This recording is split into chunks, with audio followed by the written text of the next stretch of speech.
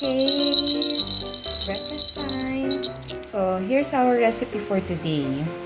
Ayan, this one is a special recipe for diabetic people, for those who have special diets every day. So, if you want to try this recipe, please do not forget to watch the full video, and then do not forget to like, subscribe on our channel, and please push the notification bell down below to get more updates on our latest videos. Bye, and always have a healthy diet every day.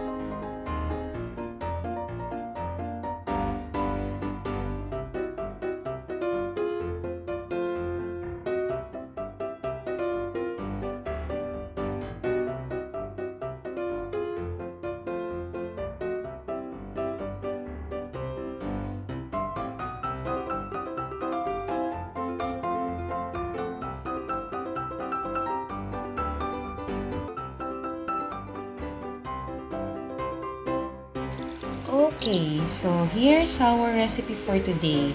Mushroom with bitter gourd and bitter gourd leaf with moringa and marami pang nutritious veggies like garlic, onion, and tomatoes that you can serve to your loved ones with special diets like diabetic people. And then, if you have tried this recipe before, please comment down below. And if you haven't and you want to try this recipe, comment down below so I can feel your suggestions too. Thank you for watching. Thank you for subscribing.